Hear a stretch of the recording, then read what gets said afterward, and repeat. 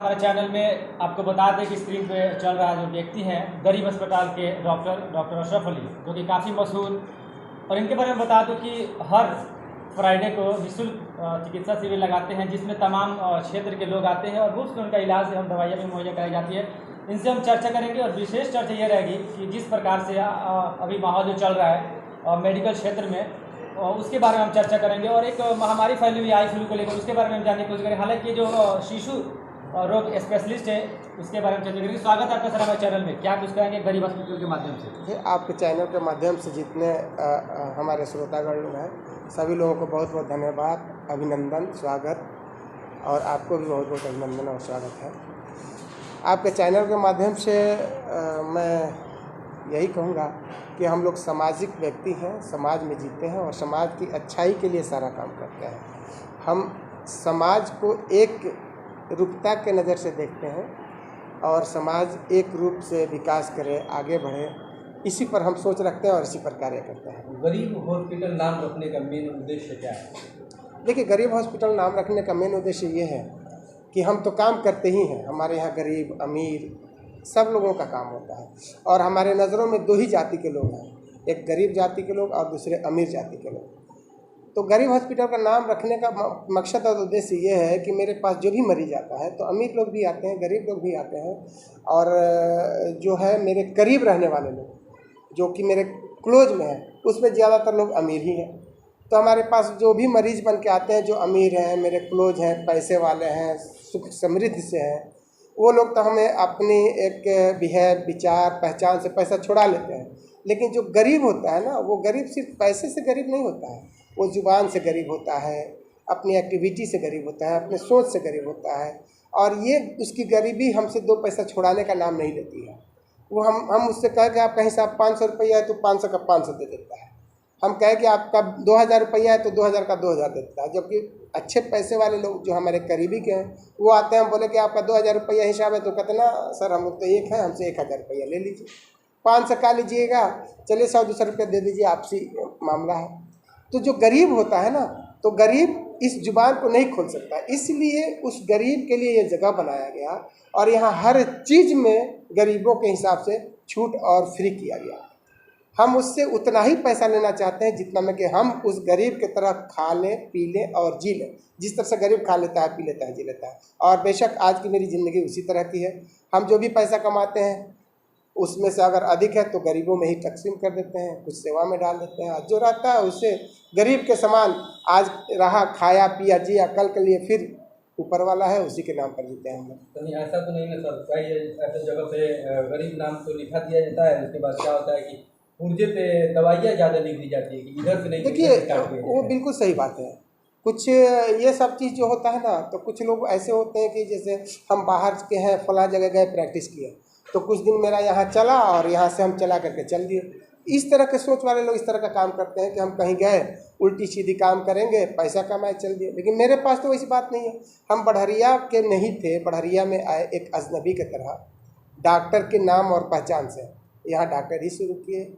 इसी बढ़हरिया में समझिए मेरी डॉक्टरी की शुरुआत हुई, हमारी डॉक्टरी का पालन पोषण हुआ और उस डॉक्टरी के पालन पोषण से मैं आज इस बढ़हरिया में ज़मीन खरीदा, ज़मीन खरीद करके यहाँ घर बनाया, घर बना करके इस घर को गरीबों के नामे वक्फ कर दिया, अपनी डॉक्टरी को गरीबों के नामे वक्फ कर दिया, अपनी ज़िंदगी को, अपने पूरे उम्र को गरीबों के नामे वक्फ कर दिया। अब इस बढ़हरिया से मैं जाने वाला नहीं हूँ।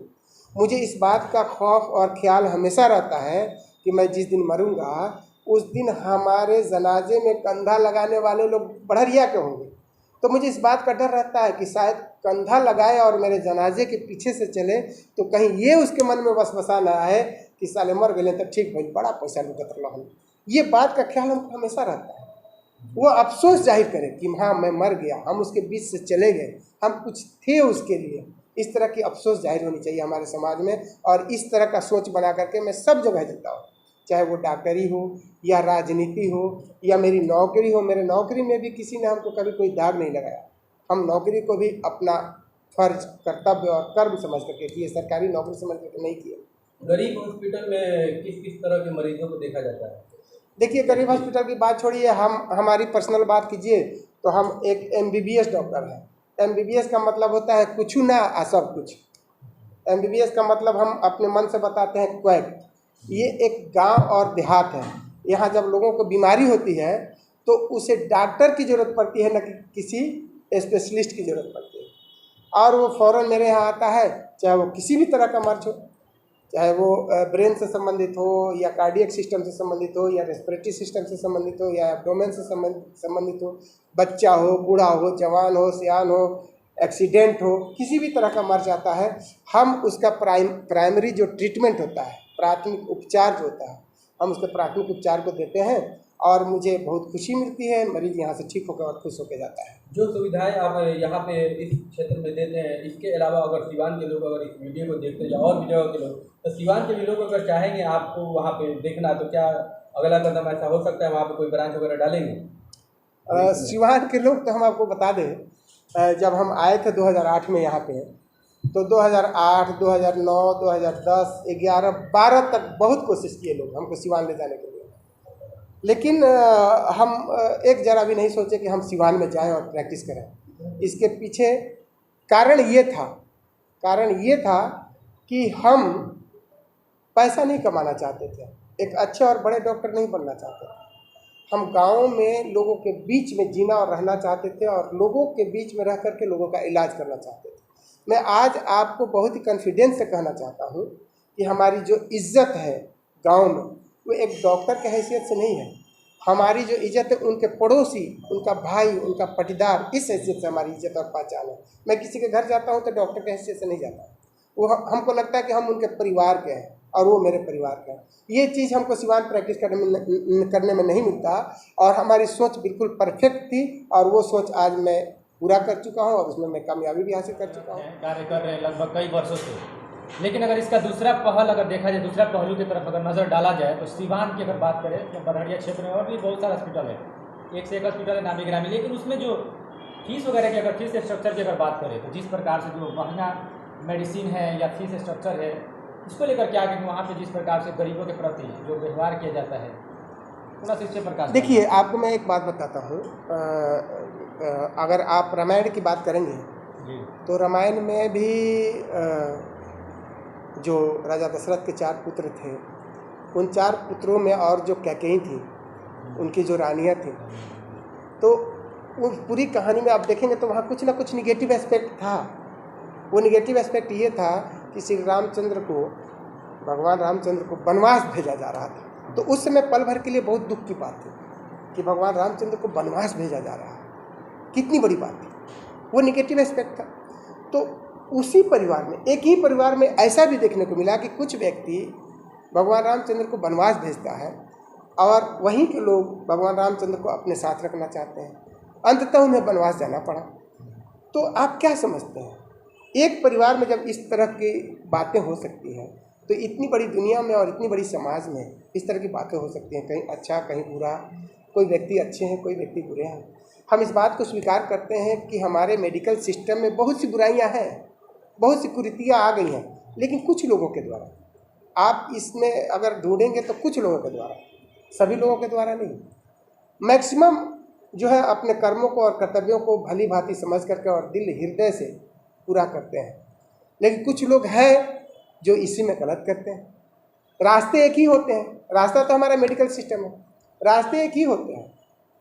12 बजे रात को अगर उस रास्ते से लोग चलते हैं तो अक्सर लोगों की सोच होती है कि चोर जा रहा है, बदमाश है, पॉकेटमार है, लेकिन इस तरह की बातें नहीं है। ये 100% ट्रूथ नहीं है। उस रास्ते से जाने वाला व्यक्ति बहुत मुसीबत ज़दा भी हो सकता है, वो एक ईमानदार और शरीफ व्यक्ति भी हो सकता है। किसी को के घर में कोई बीमारी हो और वो 12 बजे रास्ते को जाए तो हम देखने वाले यही सोचेंगे कि चोर है, लेकिन वो तो ट्रूथ नहीं है। सच्चाई तो ये है कि मुसीबत में है। बरसात का अभी सीजन चल रहा है और बरसात में तरह तरह की बीमारी उत्पन्न हो जाती है, तो अभी जो सबसे ज़्यादा बरसात में कौन सी बीमारी उत्पन्न होती है और उसको कैसे बचा जाए? देखिए, ये सीज़न जो है एक इन्फेक्शन का जो डिफरेंट आधार होता है, बैक्टीरियल इन्फेक्शन होता है, वायरल इन्फेक्शन होता है, प्रोटोजोअल इन्फेक्शन होता है, बहुत सारा फंगल इन्फेक्शन होता है, मैंने बहुत से पैथोजेंस हैं। कुछ पैथोजेंस ऐसे हैं जो हमेशा इन्फेक्टेड होते रहते हैं, कुछ वायरस ऐसा है जो हमेशा इन्फेक्टेड करते रहता है। लेकिन ये जो मौसम अभी चल रहा है आपको जुलाई अगस्त से जो चालू होता है, जुलाई अगस्त सितंबर अक्टूबर नवंबर तक वायरल इन्फेक्शन का प्रकोप ज़्यादा होता है। तो इस समय वायरल इन्फेक्शन अधिक होता है, और जैसे अभी आप देख रहे हैं कि आई फ्लू आया हुआ है, ये सब वायरल इन्फेक्शन है।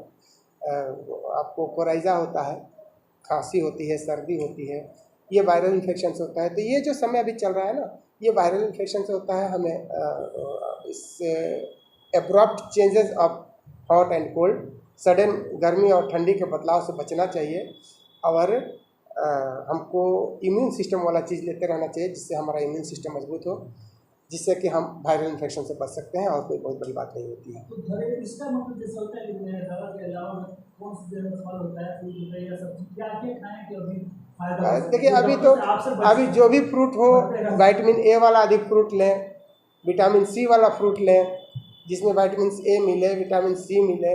अब बाकी तो जितने विटामिन हैं, चाहे वो बी कम्प्लेक्स हो या माइक्रो न्यूट्रिएंट्स हो, हमें तो हमेशा खाना है। अगर विटामिन, माइक्रो न्यूट्रिएंट्स ये सब हमेशा खाएंगे तो हमारा इम्यून सिस्टम मजबूत रहेगा। इसीलिए हमें इन सभी चीज़ों का सेवन अधिक करना चाहिए, और उल्टा सीधा भोजन नहीं करना चलिए, चाहिए। एक अंतिम सवाल रहेगा कि जाते जाते सिवान वासी और पहाड़िया वासी के लिए क्या संदेश? जाते जाते हम सिवान वासियों और बड़हरिया वासियों को यही संदेश देंगे कि जो आपने एक शब्द कहा, सिवान वासी, बड़हरिया वासी और हिंदुस्तानी, ये सब इक्विवेलेंट टर्म है। तो हम सब एक दूसरे को यही माने कि हम हिंदुस्तानी हैं। तरह तरह की जो विडंबनाएं हमारे समाज में आ रही हैं, इन विडंबनाओं से हम बचें। दुनिया बहुत बड़ी है। अगर हम दुनिया की बात करें तो हम आपको एक बात बताएं कि सब लोग अपने परिवार को मजबूत करना चाहता है। हम सोचते हैं कि हमारा बड़हरिया विधानसभा मजबूत हो, हमारा सिवान जिला मजबूत हो।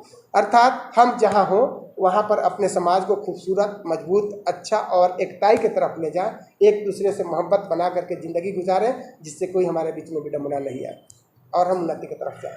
अच्छा, एक और सवाल रहेगा सर, जिस प्रकार से गरीब अस्पताल के माध्यम से आए दिन देखा जाता है जगह जगह पे फ्री मेडिकल कैंप लगाकर गरीब असहाय लोगों की सेवा की जाती है सर, उसको लेकर क्या कहेंगे? किस प्रकार से लोगों को जानकारी हो कि कहाँ पे लगने वाला है? देखिए, कैंप तो एक्चुअली हम बहुत बड़ा कैंप नहीं करते हैं, इसीलिए हम जानकारी नहीं देते हैं इस सब का। हमारा सोच होता है कि एक पंचायत के 2-3 मोहल्ला गांव के बीच में हम जाएं, और वहाँ लोगों से लोकली हम खबर करवा देते हैं 1-2 दिन पहले कि जाकर बोल दीजिए कि फलां डेट को, फलां तारीख को कैंप लगेगा, और उतना ही दूर के बीच में हम लोग मरीज 100, 150, 200 मरीज उतना ही दूर में हो जाता है। क्योंकि हम दवा बांटते हैं, हम कागज़ पे दवा नहीं लिखते हैं, ईमानदारी से दवा बांटते हैं। एक मरीज जब दवा लेकर के जाता है तो दूसरा मरीज वो दवा देख करके आता है, और वो भी खुश होकर और दवा लेकर जाता है, ना कि खाली कागज़ लेकर जाता है। ये समय कैसे मैनेज कर पाते हैं? डॉक्टर काफ़ी बिजी पर्सनैलिटी होता है सर, जिस प्रकार से आप सेवाएं करते हैं आए दिन देखा जाता है खबरों के माध्यम से, कैसे समय? देखिए, समय क्या मैनेज करना है, यह एक श्रद्धा है, एक चाहत है, एक जुनून है, और इसी जुनून के पीछे छुपी हुई एक खुशी है, जिस खुशी को हासिल करना मैं चाहता हूँ, और सब कुछ उसी में हो जाता है। जिस प्रकार से आपने देखा, ये थे डॉक्टर अशरफ अली जी, जो कि गरीब अस्पताल के संचालक भी कह सकते हैं। जिस प्रकार से आए दिन लगातार ये ऑडियंस के बीच जाकर लगातार फ्री मेडिकल कैंप के माध्यम से सेवा करते हैं।